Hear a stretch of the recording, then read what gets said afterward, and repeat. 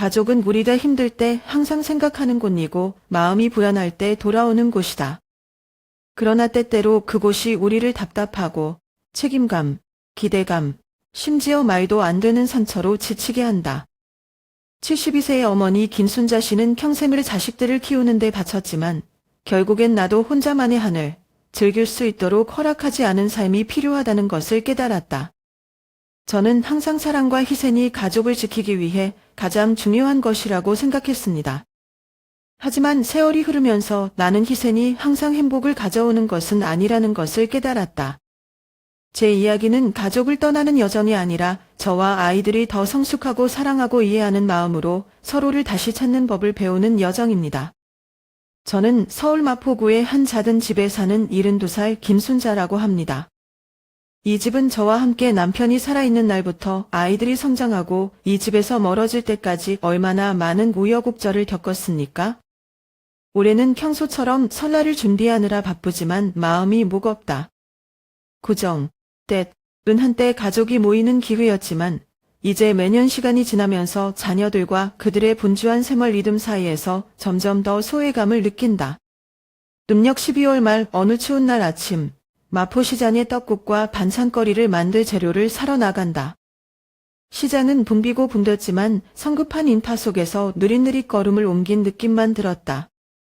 각 판매자는 여전히 반갑게 인사하지만 대부분은 저를 쌀가루와 건어물을 조금 사는 노파로만 기억한다는 것을 알고 있습니다.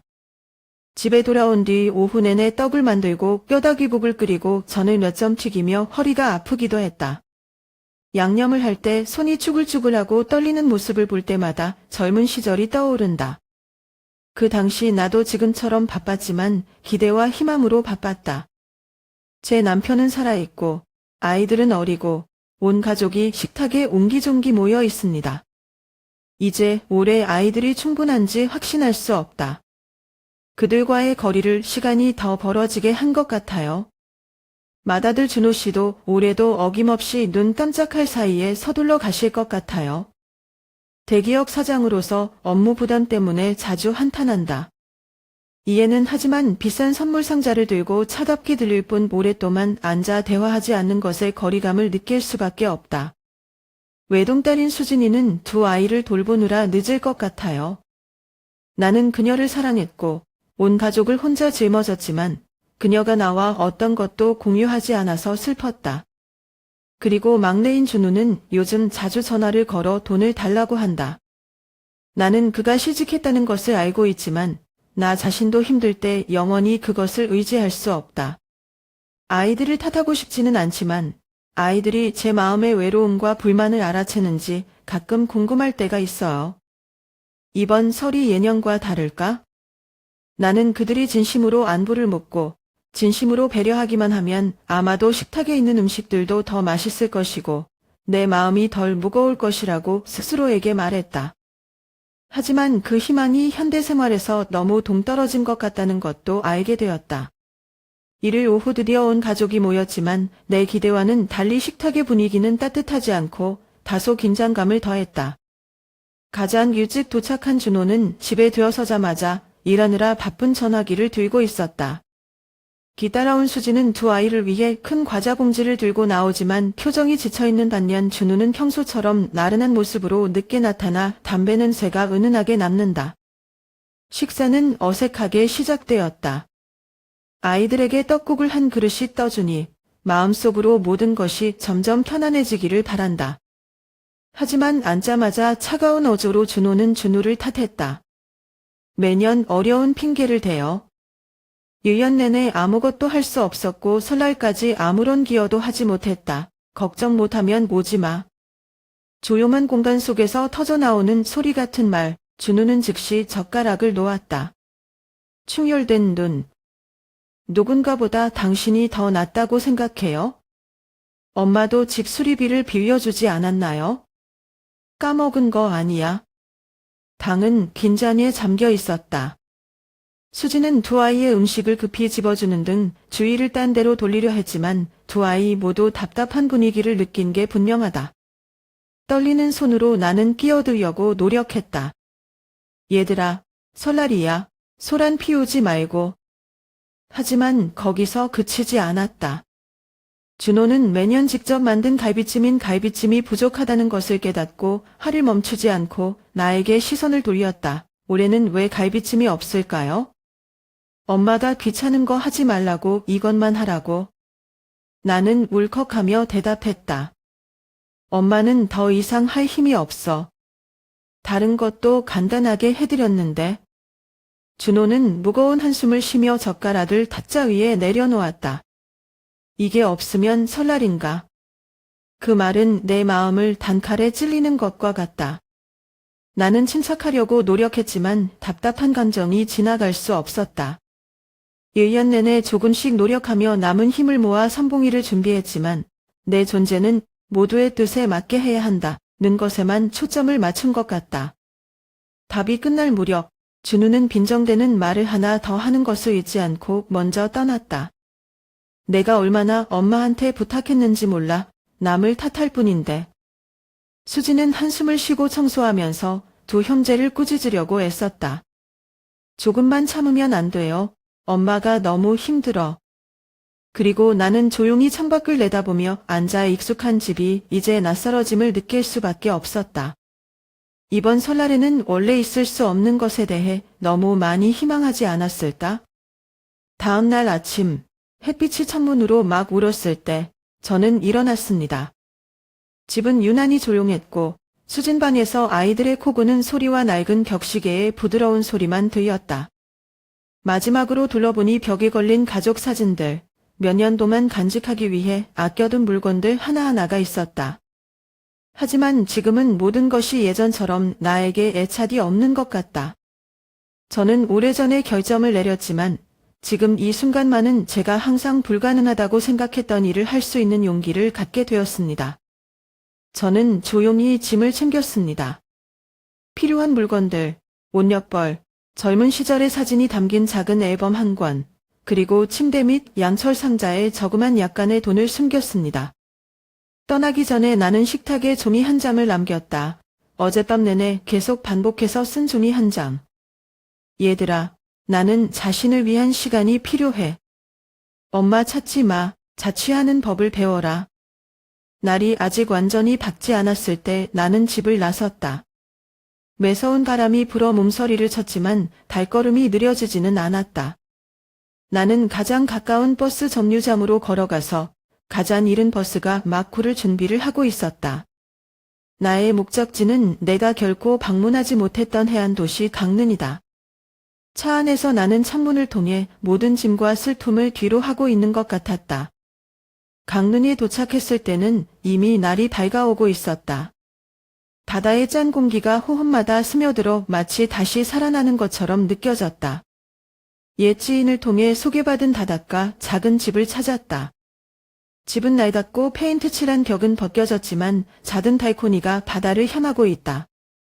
입안에는 침대 하나, 작은 나무 탁자 하나, 그리고 간단한 부엌 하나뿐이었지만 72년도만 한 번도 가지지 못했던 자유로운 느낌을 주었다. 첫째 날, 저는 발코니에 앉아 바닷가에 밀려오는 모든 파도를 바라보며 바닷가의 나무 사이로 부는 바람 소리에 몇 시간을 보냈습니다. 저는 자유가 사치라고 생각했습니다. 어머니가 되는 것이 제 삶을 정의하는 유일한 책임이라고 말이죠. 하지만 이제 처음으로 저도 제 자신을 위해 살아야 한다는 것을 깨달았습니다. 그러나 모든 것이 완전히 순조롭게 진행되지는 않았습니다. 그날 저녁, 내 전화는 끊임없이 울렸다. 준호가 부르고 수진이 가고 심지어 준호가 계속 문자를 보내요. 그들은 걱정하고 비난하며 내가 어디 있는지 물었다. 그러나 나는 아무에게도 대답하지 않았다. 나는 전화를 끊고 전화기를 방 구석에 서랍에 넣고 나 혼자만의 시간이라고 스스로에게 말했다. 제 아이들이 당황하고 저에게 화를 낼 수도 있지만 제 부재로 인해 아이들이 한 가지를 깨닫게 되기를 바랍니다. 저는 아이들을 위해 모든 것을 책임지기 위해 영원히 거기에 서 있는 사람이 아닙니다. 잠자리에 들기 전에 나는 발코니에 다시 서서 먼 바다의 배에서 반짝이는 불빛을 바라보았다. 저는 내일 새로운 삶을 시작하겠다고 다짐했습니다. 제가 진정으로 나 자신일 수 있는 삶이죠. 내가 떠난 것을 발견했을 때 내 아이들은 내가 예상했던 대로 혼란에 빠졌다. 하지만 예상치 못한 것은 그들이 어떻게 반응하는지였습니다. 가족 단톡방에서 처음 메시지는 빠르게 격렬한 논쟁으로 이어졌고 나중에 다시 읽었을 때 마음이 아팠다. 준호는 평소처럼 차갑고 이성적인 어조를 유지했다. 엄마가 떠나기로 선택했다면 마포에 있는 집은 균등하게 나누기 위해 팔아야 한다. 아무도 살지 않는 집을 지킬 이유가 없다. 그의 말은 곧 싸움에 불을 붙였다. 형에 대한 불만을 품은 준우는 즉각 격렬하게 항의했다. 당신은 너무해요. 당신은 어떻게 어머니의 집을 팔 생각을 하십니까? 그곳은 어머니가 평생을 살아온 곳, 얼마나 많은 추억이 깃든 곳이다. 사랑이 하나도 없어요. 두 사람 모두 끊임없이 말다툼하기 시작했다. 재정적인 책임감에서 누가 가장 많은 도움을 받았는지까지 채팅방에서 오가는 말들이 점점 무거워지고 있다. 준호는 준우를 기식자라고 비난하는 반면 준우는 준호가 돈만 알고 어머니에 대해서는 전혀 관심이 없다고 거꾸로 고발했다. 딸 수진이가 상황을 진정시키기 위해 끼어들려고 했지만 두 형제 사이의 긴장감은 최고조에 달했다. 결국 무력감에 빠진 그녀는 울음을 터뜨리고 긴 메시지를 보냈다. 그만하면 안 돼요? 오빠들이 엄마를 이해하지 못하기 때문에 엄마가 떠나는 거야. 당신들은 계속 말다툼을 하지만 정말로 어머니의 느낌을 생각하는 사람이 있나요? 엄마는 지쳐서 가셨어요. 혹시 지금까지도 못 알아봤니? 수진의 메시지 뒤에는 침묵이 감돌았다. 그러나 잠시 후 준호는 다시 말을 이었다. 이번에는 더 신랄한 어조로. 당신은 무엇을 알고 있습니까? 항상 엄마를 제일 잘 아는 것처럼 말해요. 그렇게 어머니를 이해한다면 왜 아무한테도 말하지 않고 떠나세요? 그 말은 수진에게 상처를 주는 칼 같았다. 그녀는 더 이상 대답하지 않고 조용히 단체 채팅방을 떠났다. 이쯤 되면 준우도 계속 다투는 게 서운하지 않다. 채팅 그룹은 침묵에 빠졌지만 균열이 발생했다는 것은 알고 있습니다. 강릉에서 우리 집에서 혼란을 목격한 마포의 한 이웃으로부터 전화를 받았다. 순자, 우리 애들은 크게 싸워요. 세 사람 모두 착잡한 것 같았다. 해결하러 가기 싫은 거 확실해요. 창가에 앉아 바다를 바라보며 마음이 뒤숭숭했다. 내가 말없이 떠나기로 선택한 것이 잘못이었을까?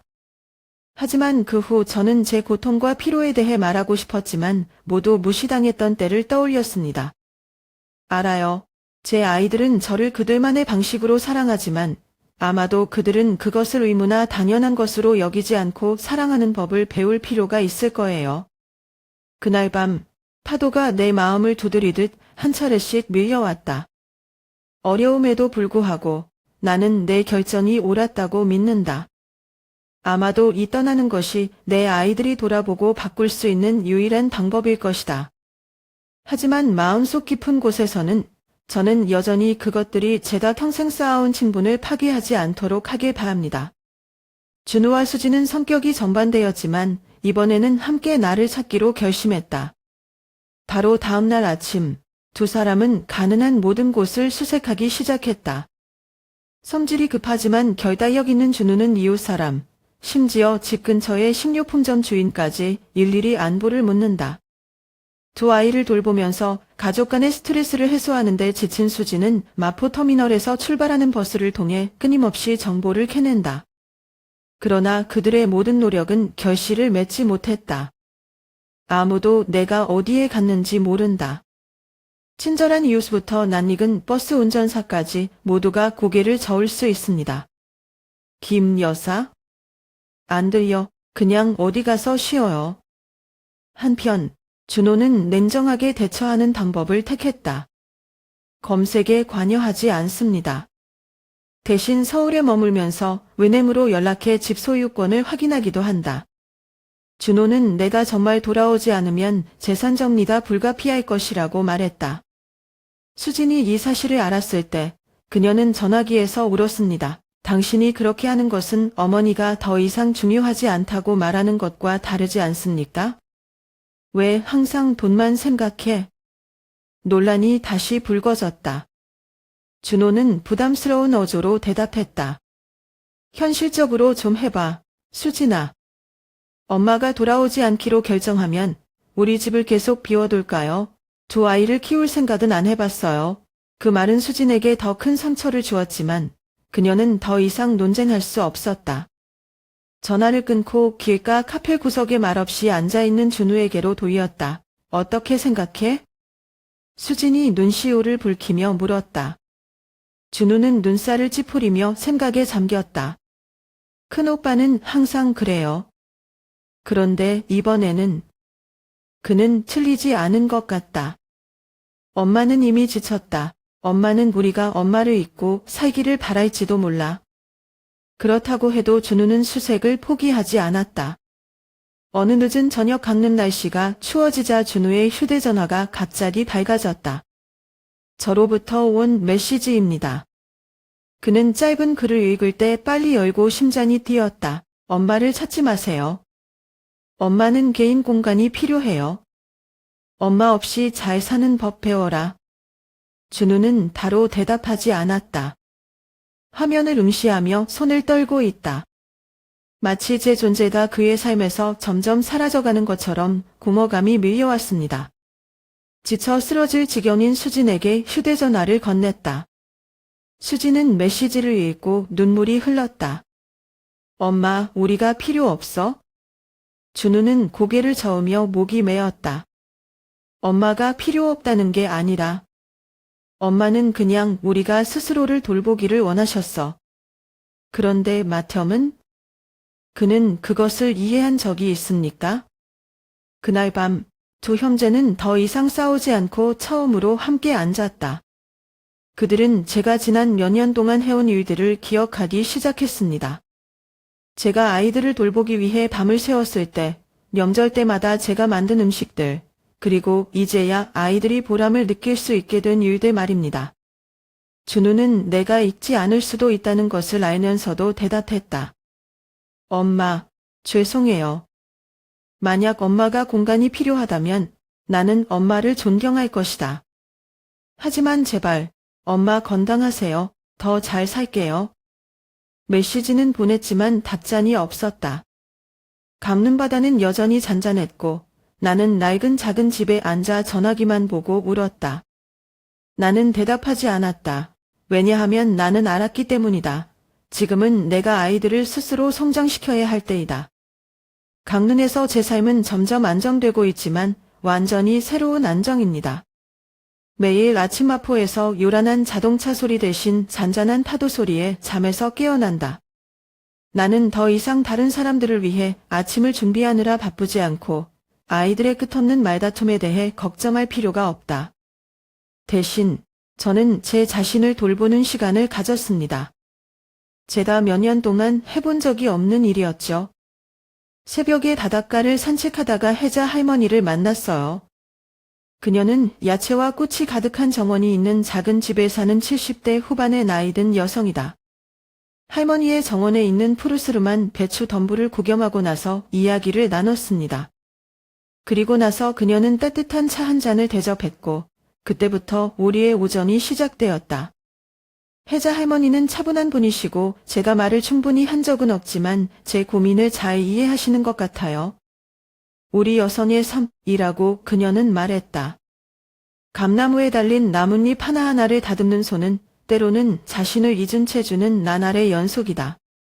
하지만 언젠가 그만두고 자신을 위해 살고 싶다면 아무도 당신을 비난하지 않을 것입니다. 할머니는 저에게 채소 재배부터 집 주변에 자라는 야생화까지 정원 가꾸는 법을 가르쳐 주셨습니다. 요리와 청소에 익숙한 내 손은 이제 흙의 부드러움과 나뭇잎의 향기로운 냄새를 느낄 수 있다. 정원 가꾸기를 할 때 저는 제가 감당했던 압박감과 책임감으로부터 완전히 벗어나 정말 천천히 살고 있는 것처럼 느껴집니다. 그러나 추운 밤, 바닷바람이 창문 틈으로 불어올 때 나는 가족을 기억할 수밖에 없었다. 나는 작은 침대에 누워서 전원이 꺼진 전화기를 바라보며 끊임없이 고민했다. 내가 이렇게 떠나는 게 잘못된 걸까? 현실을 직시하는 대신 도피하는 걸까? 수진의 걱정스러운 눈빛, 화가 났지만 상처받은 준우의 목소리, 그리고 무서울 정도로 냉정했던 준호의 눈빛이 생각난다. 저는 제 아이들이 제가 왜 떠났는지 정말 이해했는지, 아니면 아이들이 배반으로만 보는지 궁금했습니다. 한 번은 혜자 할머니와 함께 불가에 앉았을 때 참지 못하고 고백했다. 제가 그렇게 하는 것이 옳은 일인지 모르겠어요. 나는 아이들을 사랑하지만 그들은 내가 정말 필요한 것을 결코 이해하지 못한다. 혜자 씨는 온순하지만 사려 깊은 눈동자로 나를 바라본다. 이해하든 말든 그것이 그들의 여정입니다. 그녀는 자신이 가진 모든 것을 그들에게 주었지만 지금은 그들이 스스로 걷는 법을 배워야 할 때인 것 같다. 그리고 언니도 자신을 용서하는 법을 배워야 해요. 그 말은 나를 조용히 앉게 했다. 할머니 말씀이 맞는 것 같아요. 아마도 나는 아이들 또는 다른 누구에게서도 인정을 받을 필요가 없을 것이다. 하지만 마음속 깊이 저는 그들이 언젠가 저를 다시 끌어들이기 위해서가 아니라 그들이 저를 이해했다고 말하기 위해서 저를 찾기를 바랍니다. 감는 밤의 어둠 속에서 끊임없이 밀려오는 타도 소리 속에서 적어도 자신을 위해서만은 더 강해지겠다고 다짐했다. 그 말은 나를 조용히 앉게 했다. 할머니 말씀이 맞는 것 같아요. 아마도 나는 아이들 또는 다른 누구에게서도 인정을 받을 필요가 없을 것이다. 하지만 마음속 깊이 저는 그들이 언젠가 저를 다시 끌어들이기 위해서가 아니라 그들이 저를 이해했다고 말하기 위해서 저를 찾기를 바랍니다. 감는 밤의 어둠 속에서 끊임없이 밀려오는 타도 소리 속에서 적어도 자신을 위해서만은 더 강해지겠다고 다짐했다. 하지만 내 마음은 내가 사랑했던 모든 것의 중심이었던 마포에 있는 작은 집을 향해 멈추지 않았다. 서울에서 상황은 그 어느 때보다 긴장되었다. 준호가 마포에 있는 집을 팔기 위해 슬그머니 청원서를 작성했다는 것을 알게 되었을 때 그는 거의 미칠 지경이었다. 그날 저녁 준우는 예고도 없이 형의 사무실로 돌진해 사무실 문을 힘껏 밀었다. 진짜 그랬어요? 준우는 거의 비명을 지를 뻔했고 화가 나서 얼굴이 빨개졌어요. 나는 돈만 생각해. 엄마 집이야. 내 집 아니야. 당시 서류를 검토하던 준호가 차가운 눈빛으로 고개를 들었다. 내가 그걸 말할 자격이 있다고 생각해? 라고 그가 대답했고 목소리는 한결같지만 살상적이었다. 저는 어머니 덕분에 몇 년도만 살았고 한 푼도 기부하지 않았습니다. 이제 와서 가르쳐줘. 준호의 말은 준우의 노여움을 부채질하는 불길과도 같다. 그는 손을 탁자에 세게 부딪혀 서류가 사방에 흩어지게 했다. 내가 잘한다고 생각해. 항상 돈밖에 모르는 사람이 너야. 그의 그런 태도 때문에 엄마가 떠났다. 준호가 눈살을 찌푸리며 일어서자 두 남자는 이제 적으로 마주쳤다. 넌 날 비난하지 마. 그가 평소보다 더 높은 목소리로 말했다. 어머니는 당신과 같은 무책임한 아이들과 함께 사는 것을 참을 수 없기 때문에 떠났습니다. 그는 이 일을 해결하려고 노력하여 다시는 두통이 없도록 하고 있다. 이 집은 팔리지 않으면 아무도 얻을 수 없다. 두 사람은 끝없는 논쟁에 뛰어들었다. 날카로운 외침과 말소리가 방 안에 울려 퍼지면서 공기가 더욱 답답해졌다. 늘 오빠에게 무시당하는 느낌을 받던 준호는 더 이상 주체하지 못하고 준호를 뒤로 밀쳤다. 준호의 동료로부터 소식을 들은 수지는 서둘러 사무실로 달려갔다. 그녀는 문을 열고 두 형제가 대치하고 있는 것을 보았고 한 념은 분노로 얼굴을 붉혔고 다른 한 념은 이를 악물고 피로를 감추지 못했다. 그만해. 라고 수진이 소리치자 눈물이 흘러내리기 시작했다. 뭐 하고 있는지 모르겠어요? 엄마가 떠난 건 이런 말다툼에 지쳤기 때문이야. 엄마가 지금 너희 둘을 본다면 어떻게 생각할까? 수진의 등장은 두 사람의 분노에 찬물을 끼얹는 격이었다. 준호는 뒤로 물러서며 한숨을 쉬었고 준우는 언니의 시선을 피하며 돌아섰다. 큰형, 수진이 떨리는 목소리로 말했다. 이것은 해결책이 아닙니다. 나는 당신이 집을 파는 것이 옳다고 생각한다는 것을 알지만 어머니는 결코 동의하지 않습니다.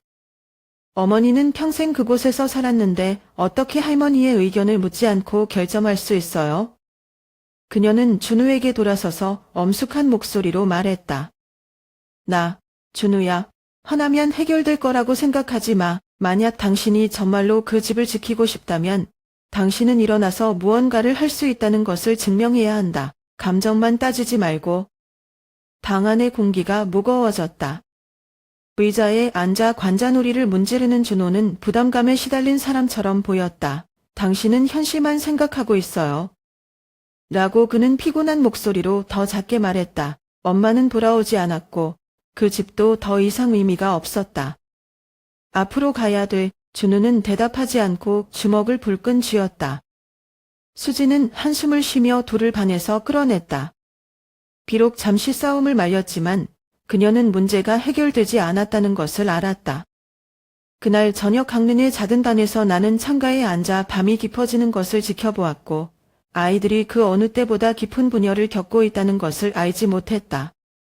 저는 제가 그곳에 없어도 아이들이 너무 늦기 전에 화해할 수 있는 방법을 찾기를 바랄 뿐입니다. 이른 봄 어느 날 아침, 햇빛이 집 앞에 잦은 정원에 내리쬐었을 때 나는 채소밭 주변에서 조심스럽게 풀을 뜯고 있었다. 신선한 공기, 나무가지 어딘가에 새들이 지저귀는 소리가 울려 내 마음을 드문드문 평온하게 만들었다. 나는 몸을 구부리고 손을 흙으로 더럽혔는데 갑자기 문에서 부르는 소리가 들렸다. 엄마. 나는 깜짝 놀라 돌아섰다. 제 앞에는 준우와 수진이 있습니다. 둘 다 거기 서서 그 어느 때보다 초라해 보였다. 수진은 굴먹이는 듯 눈을 붉히며 핸드백을 꼭 껴안았고 준우는 고개를 숙인 채 미안한 표정을 지었다. 나는 반응도 못하고 갑자기 두 사람이 땅바닥 한가운데에 내 앞에 무릎을 꿇었다. 엄마, 우리가 틀렸어요. 엄마, 우리 집에 같이 가자. 수진이 울먹이며 목소리가 터져 나왔다. 준우도 목소리를 높이며 낮은 목소리로 고통스럽게 말했다. 엄마, 실망시켜서 미안해요. 엄마가 더 이상 고통받기를 원하지 않아요. 나는 변할 것을 약속하고 스스로 노력할 것이다. 엄마가 돌아오기만 하면 다시는 널 슬프게 하지 않기 위해 모든 걸 다 할 거야. 나는 내 아이들을 보고 마음이 형언할 수 없는 감정으로 벅찼다. 그것은 가슴앓이, 사랑이지만 또한 고민이기도 하다. 눈물이 조용히 볼을 타고 흘러내렸다. 내가 평생을 사랑과 희생에 바쳤던 아이들은 이제 내 앞에 무릎을 꿇고 돌아와 달라고 애원하고 있다. 나는 다다다서 두 사람을 부드럽게 일으켜 세웠다. 내 목소리는 떨렸지만 확고했다. 얘들아, 적어도 지금은 돌아올 수 없어. 엄마가 돌아오면 모든 것이 원래대로 될 것이다. 여러분은 스스로를 돌보는 법을 배워야 하고 여러분 사이의 문제를 해결할 방법을 스스로 찾아야 합니다. 수지는 내 손을 잡고 눈물을 뚝뚝 흘렸다. 엄마, 우리는 우리의 실수를 깨달았어요. 맏형이랑 준우랑 얘기하려고 노력했어요. 우리는 엄마가 너무 피곤해서 떠나는 것을 이해한다. 하지만 엄마, 가족은 엄마가 없으면 안 돼요. 나는 고개를 저었고 아이들이 나에게서 본 적이 없는 결단력 있는 눈빛으로 가득 찼다. 아니야, 수진아. 이 가족은 어머니에게만 의지할 수 없다. 아이들은 중개인이 되기 위해 어머니가 거기 있지 않아도 애착을 갖는 법을 배워야 한다. 준우야, 넌 철 좀 들어야 해. 그리고 수진아, 넌 엄마에게만 기대지 말고도 씩씩하게 사는 법을 배워야 해. 준우는 얼굴을 숙이고 손을 꼭 잡았다. 알겠어요, 엄마. 하지만 최소한 우리가 여기서 엄마를 돌보게 해주세요. 엄마가 혼자 있는 걸 안심이 안 돼. 막내 아들 어깨에 손을 얹으며 살짝 미소를 지었다. 엄마 혼자가 아니야, 준우야. 엄마는 내 삶이 있고 여기에 친구가 있다. 엄마가 자신을 되찾기 위해 필요한 시간이다. 너희도 그 시간이 필요해. 우리 셋은 잦은 정원에 서서 산들바람과 어린 채소밭에서 나는 향기 사이에 있었다. 저는 제 아이들이 제 실수를 정말로 깨닫고 있다는 것을 알지만 또한 진정한 변화를 위해서는 아이들이 약속과 눈물 이상의 것이 필요하다는 것을 압니다. 그래도 마음속은 한 줄기 희망으로 달아올랐다.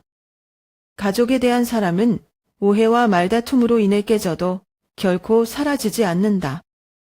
우리가 함께 노력하기만 하면 언젠가는 이 가족이 다시 모여서 그 어느 때보다 이해와 성숙으로 발전할 것이라고 믿습니다. 감능의 잦은 집마당 한가운데 서서 손이 가볍게 떨리지만 아이들을 바라보는 눈빛은 한결같았다. 준우와 수진이 내 앞에 서서 고통에 가득 찬 얼굴이었지만 감히 더 이상 말을 잇지 못했다. 나는 곧 말할 것이 아이들을 아프게 할 것이라는 것을 알고 있지만 그렇게 하지 않으면 그들은 결코 진정으로 성숙하지 않을 것이라는 것도 알고 있다. 나는 숨을 깊이 들이쉬고 목소리를 차분하게 유지하려고 노력했다. 마포에 있는 집은 엄마 집이다. 아무도 그것을 만질 생각을 하지 않았다. 어머니는 평생을 그 집을 지키며 살았는데 아이들이 쟁탈하거나 탈도록 놔두지 않았다. 만약 여러분이 정말로 엄마가 안심하기를 원한다면 독자적으로 사는 법을 배우세요. 어머니에게 의지하지 않고도 아이들이 자신의 삶을 통제할 수 있다는 것을 증명하세요. 수진이 눈물을 흘리며 내 손을 잡았지만 이번에는 떨리는 그녀의 목소리가 더 이상 애원하지 않았다. 엄마. 알겠습니다. 나는 단지 엄마가 돌아오기를 원해서가 아니라 더 이상 실망하지 않기를 원하기 때문에 내가 노력할 것이라는 것을 알아주길 바란다. 준우는 아무 말도 하지 않고 고개만 숙였는데 어깨가 가볍게 떨리는 모습은 그 역시 감정과 씨름하고 있음을 말해준다. 미안해 라고 그가 목맨 소리로 조용히 말했다. 제가 너무 많이 틀렸어요. 하지만 안심하세요. 처음부터 다시 할게요. 취직할 거야. 엄마 걱정 안 하게 해줄게. 나는 고개를 끄덕였지만 감정을 삼키하게 하지 않았다. 말하기는 쉽고 하는 것은 어렵다. 준우야, 약속 안 듣고 싶어. 엄마가 보고 싶다. 그리고 저는 여러분이 이해해 주셨으면 합니다. 가족은 다투는 곳이 아니라 사랑해야 하는 곳이라는 것을요. 엄마 때문이 아니라 너 자신을 위해 삶의 방식을 바꿔야 한다. 그 말은 두 사람을 침묵시켰고 분위기는 우리 사이에 남겨진 것 같았다. 나는 아이들에게 이 말은 충격과 다르지 않다는 것을 안다. 그러나 나는 또한 이 가족이 예전처럼 계속되도록 내버려둔다면 이 가족은 영원히 논쟁과 좌절의 반복이 될 것이라는 것을 알고 있다. 뒤돌아서서 집 안으로 들어갔을 때 마당 한가운데 서 있는 두 사람을 남겨두고 내 마음은 누구에 의해 꽉 막힌 것 같았다. 평생 엄마가 되어 나는 단지 내 아이들이 행복하기를 원하지만 이제 나는 그들에게 더 나은 삶을 가르치기 위해 그들과 멀리 떨어져 있는 것을 선택해야 한다. 그날 밤 나는 달코니에 앉아 멀리 떨어진 집에서 불빛이 반짝이는 것을 지켜보았다. 바닷바람이 매섭게 불었지만 마음은 더 추웠다. 저는 끊임없이 자문합니다. 이 결정이 옳은 것일까요? 이렇게 손을 놓고 아이를 가르치는 것이 엄마가 해야 할 일인가? 하지만 사랑이 항상 보호인 것은 아니라는 것도 알아요. 때때로 사랑은 그들 스스로 걷고 넘어지고 스스로 일어나게 하는 것이다. 그리고 만약 제가 평생을 아이들을 돌보는 데 보냈다면 이제는 아이들이 제가 곁에 없어도 성장할 수 있는 방법을 찾을 수 있을 것이라고 믿어야 합니다. 강릉의 고요한 밤, 나는 조용히 소원을 빌었다. 서울이든 어디든 우리 아이들이 제 길을 찾기를 기원합니다. 그리고 나 자신을 위해 이 결점을 지킬 수 있을 만큼 강해지기를 바랍니다. 준호는 서울로 돌아온 뒤 평소 냉담했던 모습을 더 이상 간직하지 못하는 것 같다. 강릉에서 내가 한 말이 그의 머릿속을 맴돌고 그가 이전에 항상 의도적으로 피했던 생각에 직면하게 했다. 맏형으로서 그는 가족의 가장으로서 자신의 책임을 다했는지 아니면 일과 돈을 쫓는 데만 급급해 더 중요한 것을 잊었는지 궁금했다. 어느 날 저녁 준호는 얼마나 많은 추억을 목격했는지 마포에 있는 집에서 가족 모임을 갖기로 결정했다. 그는 수진과 준우 둘 다에게 문자 메시지를 보내며 둘 다 참석 시간을 잡도록 요청했다. 그의 메시지는 간단했지만 둘 다 놀라게 하기에 충분했다. 우리는 진지한 대화를 해야 한다. 핑계 대지 말고 와. 정각의 세 형제는 그 어느 때보다 조용해진 작은 집에 있었다. 더 이상 어머니의 웃음소리도, 어머니가 항상 요리하는 요리의 좋은 냄새도 없다. 분위기가 어색했지만 이번에는 아무도 예전처럼 말다툼을 하지 않았다.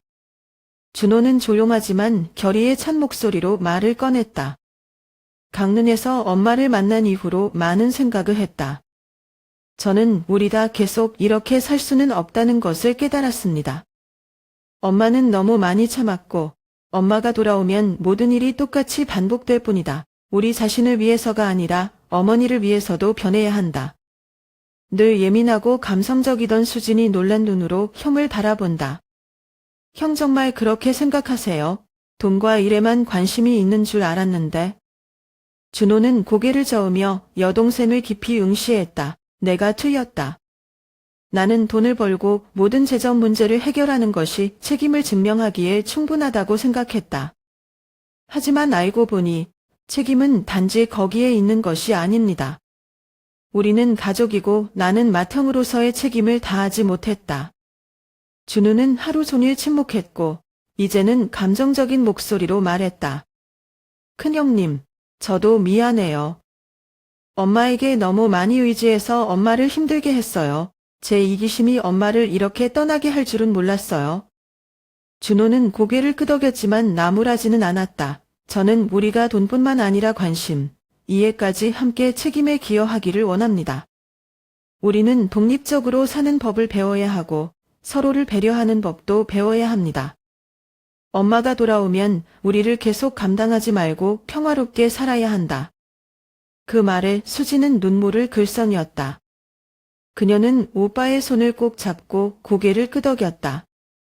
동의합니다. 엄마가 더 이상 나를 걱정하지 않게 내 아이들을 더 잘 돌볼 수 있도록 노력할게. 준우는 또 취업을 해서 자립하겠다. 고 덧붙였다. 엄마가 날 자랑스러워했으면 좋겠어. 걱정 말고. 그 가족 모임부터 모든 것이 변했다. 준호는 동생들과 연락하는데 더 많은 시간을 보내기 시작했고 짧은 전화뿐만 아니라 함께 문제를 해결하는 모임도 열었습니다. 수지는 일과 육아 사이의 균형을 맞추는 법을 배우면서 더 이상 피로가 감정을 지배하지 않게 된다. 그들은 더 이상 나의 도움을 기다리지 않고 스스로 갈등을 해결하고 함께 책임을 분담하는 법을 배웠다. 어려울 때도 있지만 더 이상 비난과 말다툼이 아닌 가족의 감정이 점점 더 돈독해졌다. 강릉에 사는 나는 직접 목격하지는 않았지만 단골 이웃들로부터 온 짧은 메시지와 말들을 통해 아이들이 변하고 있다는 것을 알았다.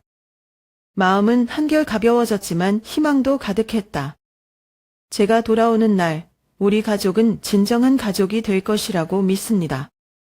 이해, 공유, 사랑이 있는 곳이죠. 어느 평화로운 강릉의 오후, 나는 지평관에 앉아 따뜻한 녹차를 마시며 바다에 내려오는 노을을 바라보고 있었다. 눈발 사이로 은은한 봄의 서늘한 기운이 감돌고 있어 시간이 느리게 가는 것 같은 느낌을 준다. 내가 옆에 두고 온 오래된 전화기가 갑자기 울렸다. 화면을 보니까 수진이라는 이름이 뜨더라고요. 아이들을 마지막으로 본 이후로 오랫동안 저는 그녀에게서 메시지를 받지 못했습니다. 내가 메시지를 열었을 때 짧은 글이 떠올랐다. 엄마, 알겠어요. 준비되면 돌아와요. 나는 그 메시지를 읽고 또 읽었는데 식었던 가슴을 따뜻한 바람이 부는 것 같았다. 나는 즉시 대답하지 않고 전화기를 내려놓고 바다를 바라보았다. 입가에 가벼운 미소가 번지면서 나는 어느 때보다 마음이 편안하고 안심이 되었다. 마침내 제 아이들이 다 컸어요. 그럼에도 불구하고 나는 그들이 오늘에 도달하기 위해 지나온 길에 대해 생각할 수밖에 없다. 일밖에 몰랐던 장남 준호가 이제는 가족과 함께 시간을 보내고 여동생과 남동생을 돌볼 줄 아는 모습이 머릿속에 떠올랐다. 든든한 내 딸 수지는 더 이상 책임감을 어깨에 짓누르지 않고 스스로 어려움에 대처하는 법을 배웠다. 그리고 나를 가장 괴롭히던 막내 아들 준우도 이제는 자립할 줄 알고 하루하루 더 성장해 간다. 하지만 기쁨과 함께 또 다른 고민이 떠오른다. 지금 당장 돌아가야 할까요? 만약 제가 돌아온다면 아이들의 변화가 정말로 지속 가능한 것일까요? 아니면 단지 어머니가 더 이상 곁에 없기 때문에 일시적인 것일까요? 저는 그들이 방금 구축한 균형을 깨뜨리고 싶지 않습니다. 그날 밤 나는 창가에 앉아 달빛이 나의 작은 정원을 비추었다. 나는 아이들이 자신을 계속 완성할 뿐만 아니라 돌아올 준비가 되었다고 느끼기 위해 시간이 조금 더 필요하다고 스스로에게 말했다. 죄다 없는 것이 아이들에게 교훈을 주는 유일한 방법은 아니라는 것을 알지만 이것이 바로 아이들이 가족의 의미를 정말로 이해할 수 있도록 제가 선택한 방법입니다. 다음 날 아침 나는 수진에게 짧은 메시지를 보냈다. 고마워요. 너희들 계속 잘 지내라. 준비되면 갈게. 저는 아이들이 이해하리라 믿습니다. 저는 가족을 거부하지 않고 단지 저와 제 아이들의 의지, 비난, 오해가 없는 새로운 장을 시작할 준비가 되어 있고 이해와 사랑만 남게 되는 순간을 기다리고 있다는 것을요. 그날 아침 정원에 배춧꽃이 피기 시작했을 때 나는 어느 때보다 마음이 가벼워짐을 느꼈다. 강릉은 저에게 새로운 삶을 주었고 가족의 변화의 빛을 보게 해준 바로 이곳이었습니다. 그리고 언제 돌아올지는 모르겠지만 그날이 오면 모든 것이 정말 잘 되는 날이 될 것이라고 믿습니다. 강릉의 이른 봄 아침, 공기는 시원하고 맑습니다. 나는 해변 근처의 바위에 앉아 발이 부드러운 모래에 닿아 해변의 잔잔한 파도가 밀려오는 것을 느꼈다. 자연스레 들려오는 음악처럼 끝없이 밀려드는 파도 소리는 위로와 동시에 많은 생각을 불러일으켰다. 나는 몇 달 동안 떠다니는 구름과 걱정으로 연한 푸른 하늘을 바라보았다. 나는 궁금했다. 돌아갈 때가 되었나? 아니면 72년 동안 한 번도 가지지 못했던 자유를 느끼게 해준 이곳에 계속 머물러야 할까요? 강릉에서의 평화로운 생활은 내가 이전에 완전히 이해하지 못했던 많은 것들을 가르쳐 주었다. 저는 행복이 끝없는 희생이 아니라는 것을 깨달았습니다. 어머니가 된 세월 동안 저는 제 자신을 돌보는 것을 잊고 아이들에게 최선을 다했습니다. 하지만 이제 나는 사랑은 주는 것뿐만 아니라 자신을 사랑할 줄도 알아야 한다는 것을 이해한다. 불안과 걱정으로 가득했던 서울을 떠날 때의 조심을 떠올렸다. 나는 모든 것을 두고 온 것이 맞는지 수없이 스스로에게 물었다. 하지만 천천히 살아가며 혜자 할머니와 사귀고 정원 가꾸기, 바다 구경 등 소박한 즐거움을 누렸던 강릉의 나날들, 가끔은 포기하는 것이 아니라 재생하기 위해서라는 것을 깨달았다. 수진이의 메시지가 생각난다. 그 글은 사과뿐 아니라 내 아이들이 나를 이해했다는 것을 인정하는 것이고 그들의 어머니도 인간이고 영원히 모든 것을 감당할 수 있는 슈퍼 영웅이 아니라는 것을 이해하는 것이다. 하지만 저는 또한 궁금했습니다. 다시 돌아가면 제가 여기서 찾은 평화가 사라질까요? 가족을 지키기 위해 항상 희생해야 했던 옛 굴레로 돌아갈까? 아니면 이번에는 좀 더 굳건한 마음, 스스로 경계를 점하는 방법을 아는 영혼으로 돌아갈 수 있을까?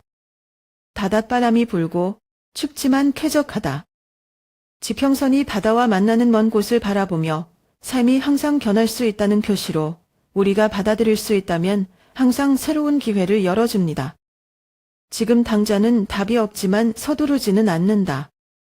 이곳의 생활은 나로 하여금 기다림과 내 말을 경청하도록 가르쳤다. 그리고 저는 그 결정이 무엇이든지 간에 그 선택에 대해 가장 중요한 것은 제가 평온함을 느낀다는 것을 이해합니다. 해변을 떠나기 전에 나는 작고 매끄럽고 햇빛에 반짝이는 돌을 하나 집었다. 저는 그것을 주머니에 넣었습니다. 이 순간을 상기시키기 위해서요. 행복이 목적지가 아니라 자신과 자신이 가진 것을 소중히 여길 수 있는 여정임을 깨달았습니다. 돌아오든 말든 저는 제 가족이 이제 사랑하는 법을 배웠으며 저 또한 제 자신을 사랑하는 법을 배웠다고 믿습니다. 그것만으로도 행복합니다.